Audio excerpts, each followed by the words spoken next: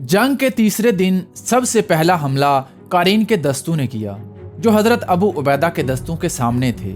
इसके बाद दूसरे रूमी दस्ते भी इस्लामी लश्कर पर हमला आवर हो गए। इस रोज ग्रेगरी के दस्ते जरा सा भी मुसलमानों को पीछे ना धकेल सके, क्योंकि गुज़श्ता रोज की लड़ाई में इन्हें बहुत ज्यादा नुकसान हुआ था और वो काफी ज्यादा थक भी चुके थे। रूमी लश्कर के बाएं पहलुओं ने हजरत शरहबील और हजरत अमर बिन आस के दस्तों पर जोरदार हमले किए। इब्तदाई हमलों को तो मुसलमानों ने रोक लिया, मगर वो बार बार ताज़ा दम रूमी दस्तों के हमलों को बर्दाश्त ना कर सके और पीछे हटने लगे। जब मुसलमान सिपाही लश्करगाह के करीब पहुंचे तो एक मरतबा फिर मुसलमान औरतें अपने मर्दों को गैरत दिलाती हुई लड़ाई में शामिल हो गईं। अपनी औरतों को अपने साथ लड़ता देखकर मुसलमान फिर से इकट्ठे हुए और कनातीर के दस्तों पर जवाबी हमला कर दिया। इसी दौरान हजरत खालिद बिन वलीद अपने घुड़सवार दस्ते के साथ आगे बढ़े और कनातीर के दस्ते पर हमला कर दिया। शाम होते होते कनातीर के दस्तों को पीछे धकेल दिया गया। इस दिन मुसलमानों को पहले की निस्बत बहुत ज़्यादा जानी नुकसान हुआ, लेकिन रूमियों का जानी नुकसान मुसलमानों से कहीं ज़्यादा था। इस दिन भर की लड़ाई के इख्तिताम पर मुसलमानों के हौसले और ज़्यादा बढ़ चुके थे, लेकिन रूमियों के हौसले पस्त होते जा रहे थे। रूमी अब मायूस हो रहे थे। वो इतना ज़्यादा जानी नुकसान उठाने के बाद भी मुट्ठी भर मुसलमानों पर कोई कामयाब हमला नहीं कर सके थे। वहान ने अपने कमांडरों का हौसला बढ़ाया और अगली सुबह मुसलमानों पर फैसला कुन हमला करने का वादा किया। अगले दिन की लड़ाई का आगाज भी रूमियों की तरफ से हुआ। रूमियों ने पहले इस्लामी लश्कर के दाएं बाजू पर हमला किया, क्योंकि पिछले 2 दिनों की लड़ाई से रूमियों पर यह बात वाज़ेह हो चुकी थी कि हजरत अमर बिन आस के दस्ते दूसरे इस्लामी दस्तों की निस्बत कमज़ोर हैं।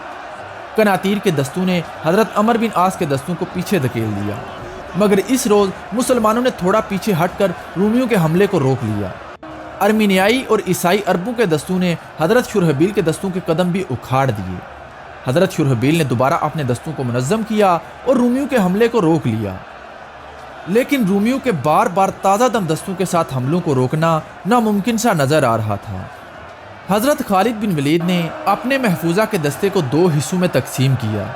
एक हिस्से की कमान उन्होंने कैस बिन हबीरा को दी और दूसरे हिस्से की कमान अपने पास रखकर अर्मीनियाई और ईसाई दस्तों पर हमला कर दिया। मुसलमान घुड़सवारों ने ईसाई और अर्मीनियाई दस्तों को शदीद नुकसान उठाकर पीछे हटने पर मजबूर कर दिया। दूसरी जानब हजरत अबू उबैदा और यजीद बिन अबी सुफियान के दस्तों ने ग्रेगरी और कारीन के हमलों को भी पसपा कर दिया था, लेकिन जब वो जवाबी हमले के लिए आगे बढ़े तो रूमियों ने तीरों की बारिश कर दी। इन तीरों से बहुत सारे मुसलमान जख्मी हो गए और 700 मुसलमानों की एक आंख भी ज़ाया हो गई। मुसलमानों ने भी रूमियों पर तीर अंदाजी की, मगर मुसलमानों के तीर ज़्यादा दूर तक नहीं जा सकते थे, क्योंकि इनकी कमानें रूमियों की निस्बत हल्की थीं। शदीद नुकसान उठाकर मुसलमान दस्ते पीछे हटने लगे। मुसलमानों को पीछे हटता हुआ देखकर ग्रेगरी और कारीन ने अपने दस्तों को हमले का हुक्म दे दिया। रूमियों ने यह ख्याल करते हुए कि यह लड़ाई का फैसला कुन दिन है, बड़े ज़ोरदार हमले किए और हज़रत अबू उबैदा और यजीद बिन अबी सुफियान के दस्तों को पीछे धकेल दिया। जब हज़रत इकरमा बिन अबी जहल ने मुसलमानों को पीछे हटते हुए देखा तो बुलंद आवाज़ से कहा, जो लड़कर मरने और पीछे ना हटने की कसम खाने को तैयार हैं, अलग हो जाएं। इनकी ललकार पर 400 मुजाहिदीन ने लब्बैक कहा और हलफ उठाया कि वो लड़ते हुए अपनी जानें दे देंगे, मगर पीछे नहीं हटेंगे। उन्होंने ग्रेगरी और कारीन के दस्तों पर हमला किया और इन्हें बहुत ज़्यादा जानी नुकसान पहुंचाया। हज़रत इकरमा बिन अबी जहल के दस्ते में से कोई एक सिपाही भी पसपा ना हुआ और लड़ते हुए अपनी जानें दे दी। जब हज़रत अबू उबैदा और यजीद बिन अबी सुफियान के दस्ते पीछे हटते हुए इस्लामी लश्करगाह के करीब पहुँचे तो मुसलमान औरतें भी जंग में शामिल हो गईं। बाद मुअर्रिखीन के मुताबिक मुसलमान औरतें लड़ती हुई अगली सफ़ों तक पहुँच गईं। अपनी औरतों को अपने साथ लड़ता हुआ देखकर मुसलमानों ने रूमियों पर जवाबी हमला कर दिया और इन्हें पीछे धकेलना शुरू कर दिया। शाम होते ही दोनों लश्कर अपनी अपनी खैमागाह में वापस चले गए। जंग का ये दिन पहले दिनों की निस्बत ज़्यादा खूनरेज था। अगले दिन फिर से एक मरतबा दोनों फौजें एक दूसरे के सामने सफ आरा हुईं। हर मरतबा रूमियों की तरफ से हमले में पहल होती थी, क्योंकि मुसलमान अभी तक दिफाई जंग लड़ रहे थे। इनकी तादाद रूमियों से बहुत थोड़ी थी, मगर इस दिन किसी तरफ से कोई हमला ना हुआ।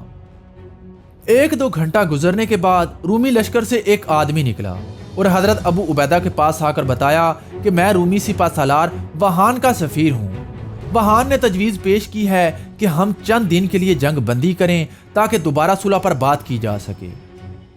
حضرت ابو عبیدہ نے تقریباً اس جنگ بندی کی پیشکش کو قبول کر لیا تھا، مگر حضرت خالد بن ولید نے جنگ بندی سے انکار کر دیا۔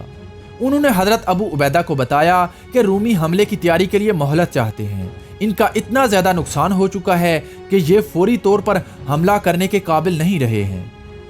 یہ دن بغیر کسی لڑائی کے گزر گیا۔ حضرت خالد بن ولید یہ سمجھ چکے تھے کہ اب رومیوں پر فیصلہ کن حملہ کرنے کا وقت آ گیا ہے۔ انہوں نے رات کو اپنے سبھی سالاروں کو بلایا اور انہیں اگلے دن کے منصوبے کے بارے میں سمجھایا۔ انہوں نے 8000 سواروں کو اکٹھا کیا اور اپنی کمان میں رکھا۔ حضرت زرار بن ازور کو ایک دستہ دے کر رومیوں کے عقب میں بھیج دیا تاکہ جب رومی فوج پسپا ہو کر پیچھے ہٹے تو اسے پسپا ہونے کے بھی قابل نہ چھوڑا جائے۔ اگست 636 عیسوی کے چوتھے ہفتے کی ایک صبح طلوع ہوئی تو رومی سالار گریگری انفرادی مقابلے کے لیے میدان میں آیا۔ اس نے آگے آ کر حضرت ابو عبیدہ کو انفرادی مقابلے کے لیے للکارا۔ حضرت ابو عبیدہ نے آگے بڑھ کر گریگری کا مقابلہ کیا اور اسے قتل کر دیا۔ اس کے ساتھ ہی حضرت خالد بن ولید نے اسلامی لشکر کو عام حملے کا حکم دے دیا۔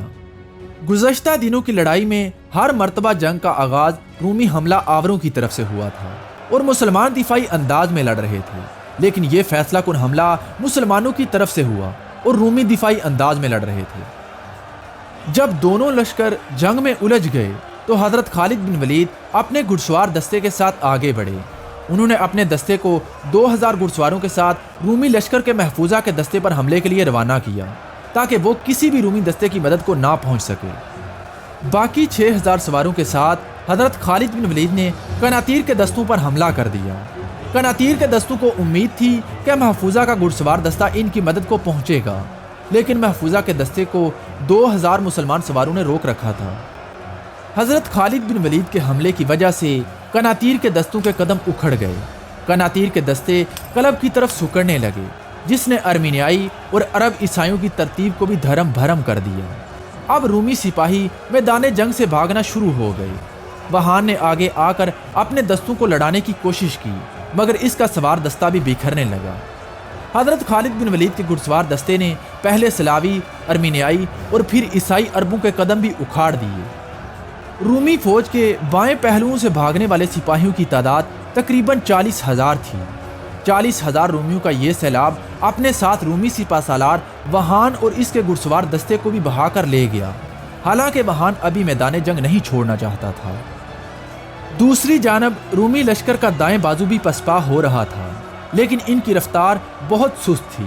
اس کی ایک وجہ تو یہ تھی کہ حضرت خالد بن ولید کا منصوبہ ہی یہ تھا کہ ان دستوں پر زوردار حملہ نہ کیا جائے، بلکہ صرف جنگ میں الجھا کر رکھا جائے۔ دوسری وجہ یہ تھی کہ ان دستوں کے سپاہی زنجیروں میں بندھے ہوئے تھے، جس کی وجہ سے وہ تیزی سے پیچھے نہیں ہٹ سکتے تھے۔ رومی لشکر کے بائیں بازو کے کچھ سپاہی مارے گئے، مگر کچھ سپاہی میدان جنگ سے شمال کی طرف بھاگنے میں کامیاب ہو گئے۔ مسلمان گھڑسواروں نے شمال کی طرف بھاگنے کا راستہ بھی روک لیا۔ اب باقی رومی سپاہی وادی الرقات کی طرف بھاگنا شروع ہو گئے۔ بھاگنے والے رومی سپاہی جیسے ہی ندی کے پار پہنچے، چوٹی پر حضرت زرار بن ازور اپنے 500 کے دستے کے ساتھ ان کا انتظار کر رہے تھے۔ انہوں نے اونچائی سے رومیوں پر پتھر برسانے شروع کر دیے۔ کچھ رومی سپاہی پتھروں سے مارے گئے اور جو بچ کر اوپر پہنچے، زرار بن ازور کے دستے نے انہیں بھی کاٹ دیا۔ میدان جنگ میں بچ جانے والے رومی دستے اپنی جان بچانے کے لیے لڑ رہے تھے۔ مسلمانوں نے انہیں گھیر کر وادی الرقات کی گہری گھاٹیوں کی طرف دھکیل دیا۔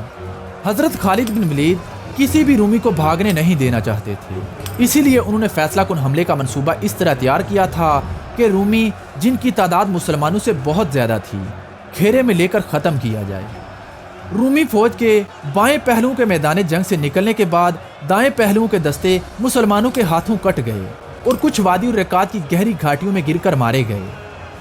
عرب مورخین کے مطابق اس جنگ میں 70,000 اور بعض روایتوں کے مطابق 1,20,000 رومی مارے گئے، جبکہ مسلمانوں کا جانی نقصان صرف 4,000 تھا۔ یرموک کی یہ لڑائی مسلمانوں کی فتح اور رومیوں کی عبرت ناک شکست کے ساتھ ختم ہو گئی۔